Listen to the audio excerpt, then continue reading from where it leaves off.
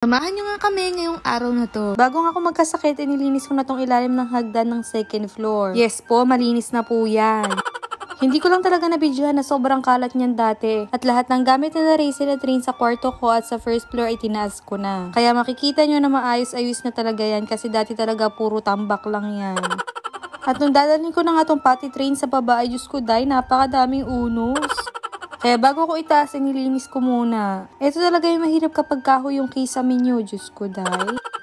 At nung malinis ko na nga, itinaas ko na at dito ko muna nilagay. Ito nga pala yung laman ng rep nila. Isa na nga lang pala yung Moo-Milk dahil naubos na namin. Talagang hinahatian ko talaga yung dalawa, Diyos ko day.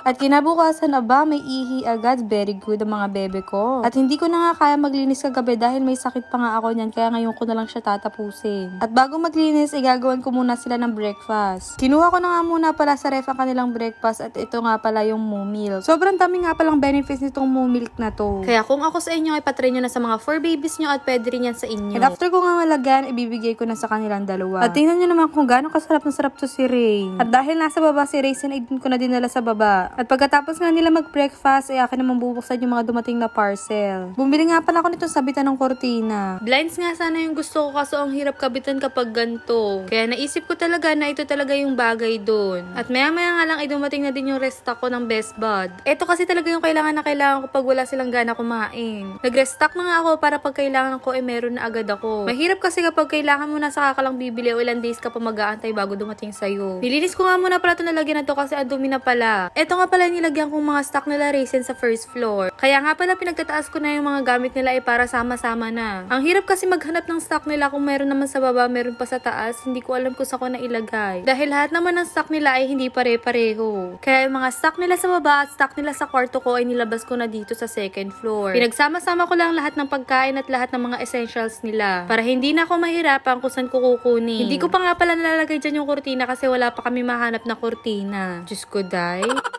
Etong cabinet na to, ito naman yung nasa likod ng pinto ng aking kwarto. Inilabas ko na din para mabilis ko makuha yung mga kailangan ko. O diba, napaka-organized na? Medyo ayos na yan, guys. Sa sobrang daming ang stock nila, hindi ko alam kung sa baba ko ba nalagay o sa kwarto ko. Diyos ko, day. Kaya talaga naisipan ko pagsama-samahin na dito sa ilalim ng hagdan. At inalis ko nga dyan yung mga ibang tambak. Nagpalit na nga din pala ako dyan ng bedsheet. At itong si Bossing ay talaga naman binabantayan pa ako habang nagpapalit ako ng bedsheet. Diyos ko, day. Kung mapapansin nyo, bago din yung mga posisyon ng mga gamit ko sa kwarto ko. Dahil inalis ko na nga yung mga gamit nila Raisin at Rain. Sa last video ko nga ay ginupitan ko si Rain at ito yung nakita ko. Diyos ko, day. Tapos ang hilig-hilig niya magkamot kaya naman pinadala ko na siya sa bed. Abangan nyo na lang sa next video yung update kay Rain. Diyos ko, day.